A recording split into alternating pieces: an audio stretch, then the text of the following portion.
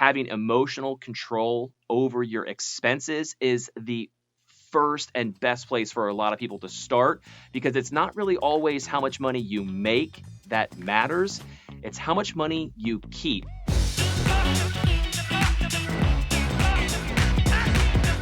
Hello and welcome to Practical Personal Finance, where you get the information you need to understand and succeed with money.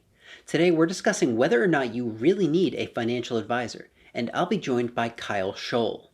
Kyle is a financial coach and YouTuber from Florida who has been helping people make sound financial decisions for the past 15 years. He got his degree from Florida State University, where he majored in both finance and real estate. Kyle is truly passionate about helping people by giving them a sense of direction financially. A fun fact about Kyle is that he's personally owned 7 different Jeeps. Can't get enough of them. And now, without any further delay, here's my conversation with Kyle Scholl.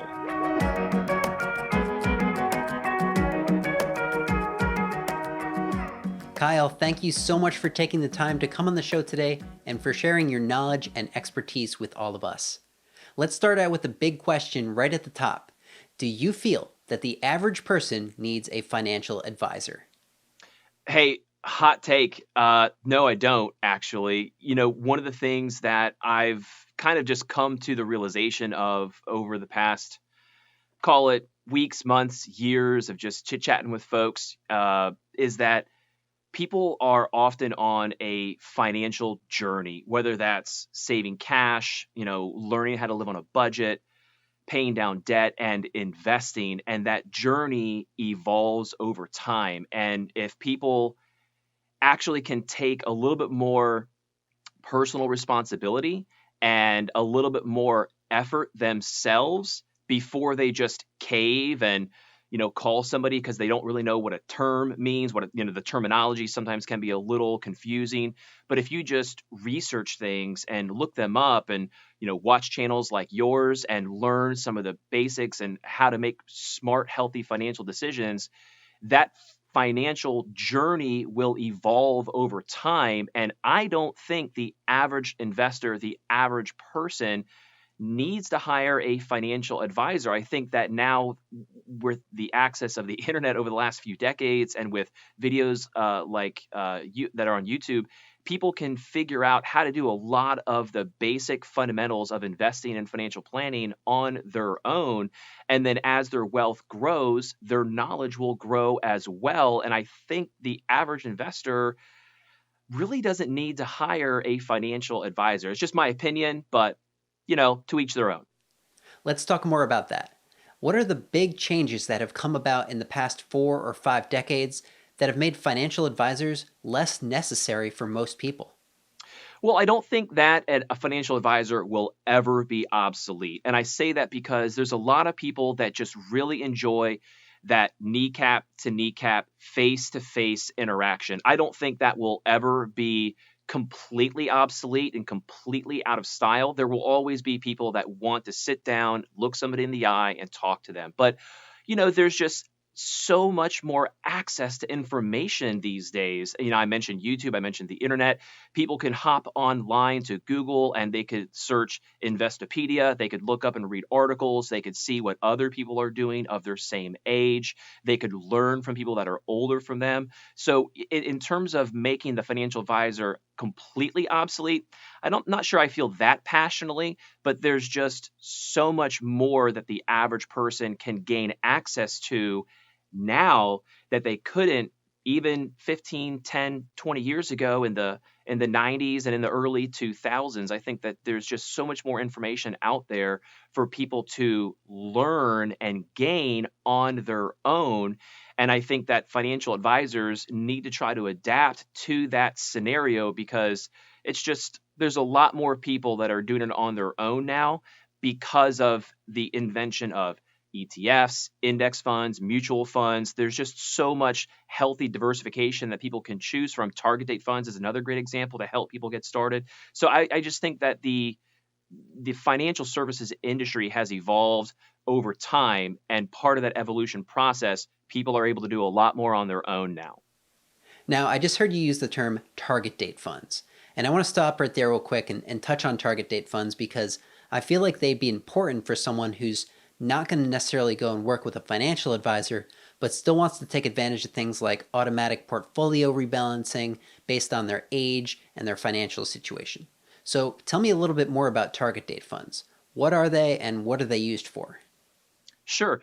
So, in my opinion, target date funds are a great place to start. There might be someone that's even very seasoned and experienced, or even in retirement now, that has target date funds, and that's great. But in my opinion, I think it's a great starting point because it's really based on your age. The most classic example is a pilot flying an airplane, and you flip on the autopilot switch, and autopilot is now engaged, right? So you take off, you're in the air, and then you land. So with a target date fund, if you are 30 years old in 2020 and you want to retire at 60 30 years later, you might potentially select a target date of 2050 or 2052 or 2055. And that type of target date fund in the beginning will be very aggressive or will be more aggressive. And then as you get closer and closer to that target date, to your assumed retirement age of 60, 62, 65 or older, the entire target date fund gets more and more balanced and more conservative to the point where there's much less risk. So I say, in my opinion, it's a great starting point because if you're not really sure which fund to select and you're just starting out as a brand new investor, it's a great place to start your portfolio diversification with a target date fund. Tell me about what you feel the average person needs to do in order to be successful with money. So the average person, and this kind of ties in with why a lot of people don't need a financial advisor, because the average person can learn what to do, but executing on what to do is a completely different story. So the average person needs to control their emotional behavior. You and I and a lot of other people out there, that watch your channel, we know how to make a budget. It's living on the budget and saying no to certain things that a lot of people really need to do. There's tons of articles out there that say that, Americans aren't saving enough money. Americans don't have enough money to completely pay for an unexpected emergency. So, people really need to do a better job of saving money. Now, I have seen some recent articles because of the government stimulus and the money that's been thrown into the system throughout the summer and back half of 2020 and even now in 2021, that the savings rate has gone up. But I think that's only temporary because of how much money the government has infused into the economy. But generally speaking, people need to control their emotional behaviors and know when to say no to certain purchases, when to pay cash for a car or maybe get a $200 car payment instead of a $500 car payment. Just little things like that of controlling your budget and taking emotional control and personal responsibility over when to say no to certain things and when to maybe invest more money. So I would say controlling your emotions and knowing how much you need to be saving for retirement. And if no matter where you are on your financial planning journey, if you are on track and hitting your savings rate, your savings target of what you should be saving for your retirement or for your first home purchase or how quickly you could pay off debt, you want to be tracking whether or not you're trending in the right direction. But to answer your question, having emotional control over your expenses is the first and best place for a lot of people to start, because it's not really always how much money you make that matters. It's how much money you keep, right? Someone that makes $500,000 a year but spends $500,000 a year isn't saving any money. Conversely, a married couple making $120,000 a year, living on $40,000 a year, can save $80,000 a year. So it's really not always about how much money you make. It's really more about how much money you keep that matters. So you're talking about how much money you keep, how much money you save, how much money you're putting away for retirement. A lot of people like to express that as a percentage. So what percentage would you say people should be saving for retirement? So I'm going to divide this between the financial independence retire early people and then what I would say is the non-fire movement people, right? The fire movement people are super hyper saving. They're saving 35, 40%, in some cases 50% of their income. I would say for the average person that's completely comfortable working through their 50s into their 60s, I'm going to shoot on the high side and I'm going to say somewhere between 20 and 25%. Because again, we want to encourage people to save more. So if you're only saving 5 or 10%, that's great.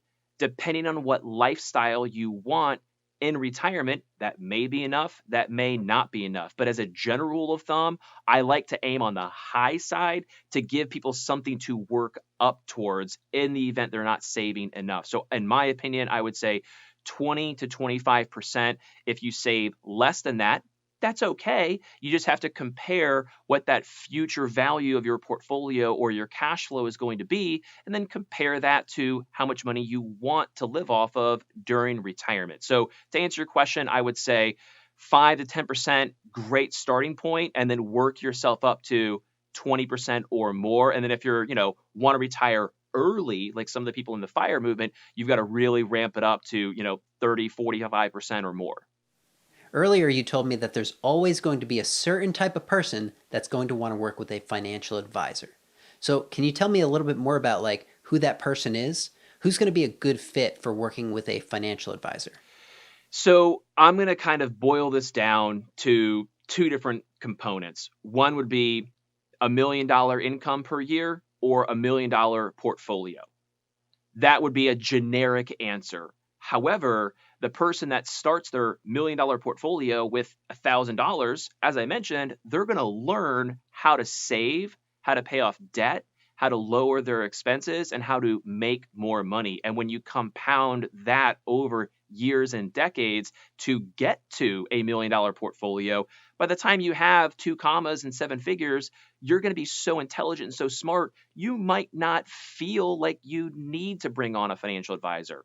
However, that said, there are people that are very comfortable investing $1,000, and if they lose 10%, that's only a $100 loss. But if you've got a $1 million portfolio that goes down 10%, that could be a $100,000 loss. So the larger the size of the portfolio, the larger the mistake could be. So that's kind of why I would say someone in that 7-figure range that is not intelligent enough with their finances to make smart decisions, sure, maybe they might want to bring on some help and just get some guidance. But again, in my opinion, that guidance doesn't need to be for 2 decades. That guidance could just be for a year or two so that your portfolio or so that you're not drained and crushed with fees over time. Because if you really add up, 1% of a portfolio or 1.2% of a portfolio over a few decades, got to tell you, Andrew, it really does add up over time. So if somebody is at that level and they're working with a financial advisor, it doesn't mean that you have to be married to them for 20 years. Gain as much knowledge as you can for 6 months, a year, 2 years, and then take that personal responsibility and implement what you've learned from working with that financial advisor. So to answer your question generically, I'd say, $1 million a year that you're making or $1 million in a portfolio, in my opinion, would be probably somewhere where you want to start to consider working with a financial advisor. But again, I'm repeating myself, if you started off with only $1,000 or $10,000 and you personally worked yourself up to that, you might not have the need to work with somebody if you've done it yourself. What advice would you give someone looking for a financial advisor in terms of finding a good fit?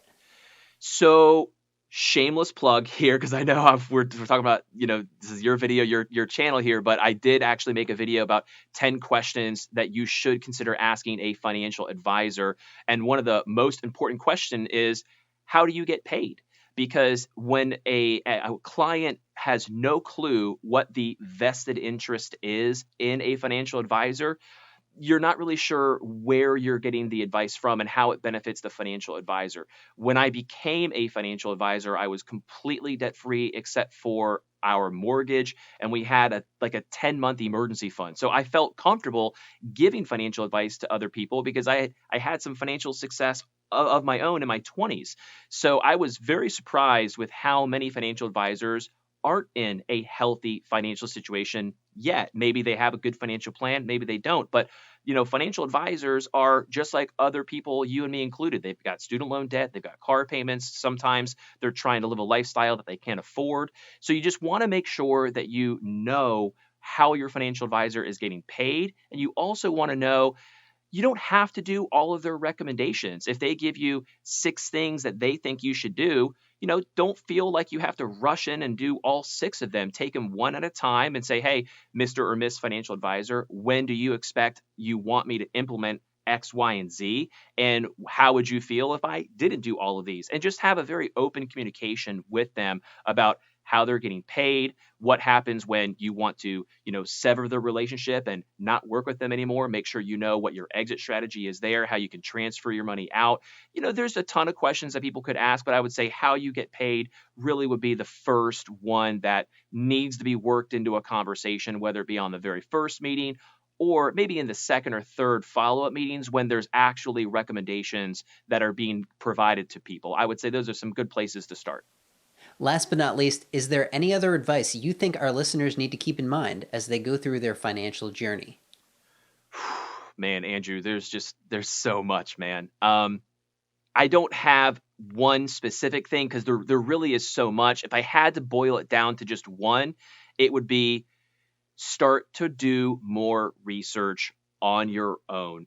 Google things, read articles, read books, watch YouTube videos, consume as much knowledge as you can and learn from other people's mistakes so that you can try to prevent them on your own. But keep in mind not to be concerned with making a mistake. You want to make mistakes when your portfolio is smaller. You want to learn from your mistakes when you're not saving as much money as you should, because then those mistakes are smaller mistakes. And as your knowledge grows and as your portfolio grows, hopefully you can learn from your previous mistakes and from the mistakes of others, so that way you don't have a really, really emotionally rough time if your portfolio is up and down. And speaking of your portfolio being up and down, people that dollar cost average into the market, you're going to see your portfolio fluctuate over time.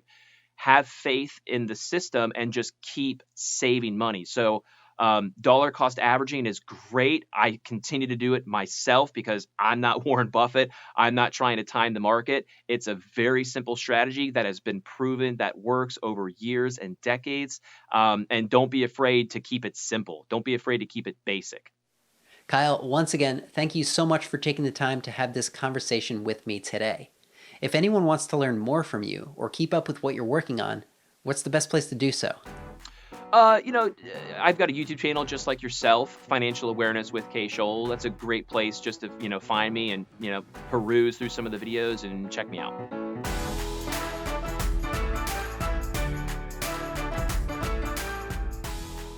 I want to thank my friend Kyle Scholl for taking the time to share his thoughts about whether or not you need a financial advisor.